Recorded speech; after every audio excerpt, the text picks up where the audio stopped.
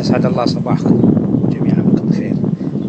حطيت مقطع صورة الساعة هذه واضطريت أتكلم بالصوت لأن الكلام واجد ويبي له كتابة واجد ما لي خلق.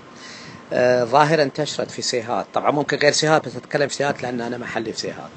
يوقفون أو يوقف واحد أما الوحدة أو مع عائلة عند الصراف الآلي حق البنوك، ويستنى واحد ينزل من السيارة ويقول له اني انا جاي من الامارات وانا منقطع ومحتاج فلوس، فيعرض عليه ساعة نفس الساعة اللي حطيت صورته ويطلع له الفاتورة انه شاريها ب45,000 درهم على اساس انها ذهب، ويبدأ بعرض سعر 20,000 ريال ويبدأون تفاوض معاه وكل انسان على اساس انها غنيمة يعني. فأنا على مدى السنة جاني اللي اشتراها ب20,000 وجاني اللي اشتراها ب18 واللي ب15. أذكى واحد يعتبر نفسه اشتراها ب5,000 لقطة يعني. الساعة هذه جاب لي إياها واحد الصباح من سيهات وأعرفه أنا، اشتراها ب8,000 ريال إذا كان صادق يعني. بعضهم بعد يستحي ويقول 8، ممكن ب18 ممكن ب10.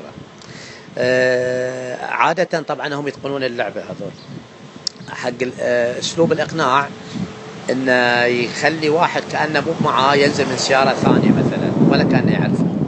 الشخص الثاني هذا يدخل في التفاوض كأنه بينافس المشتري على الساعة، مما يخليك يعني يدفعك إلى الرغبة أكثر والتمسك فيها والاستعجال بعملية البيع.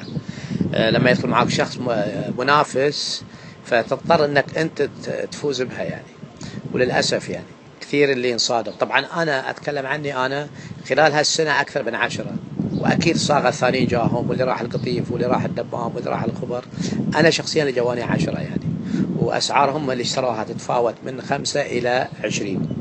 منهم والله العظيم من ينهار في المحل يطيح لما أقول له فاجأة. بعضهم يكفخني بنعال يقول أنت ما تفهم ولا أنت حرامي، ما يستوعب ويطلع الفاتورة، وللأسف يعطيه فاتورة والفاتورة فيها رقم وهمي طبعا. فهذا اللي حبيت أنبه به وأحذر منه، ويا ريت تنشرونها على جميع الجروبات وعلى جميع المعارف عشان يكفي صراحة، يكفي الاستغلال.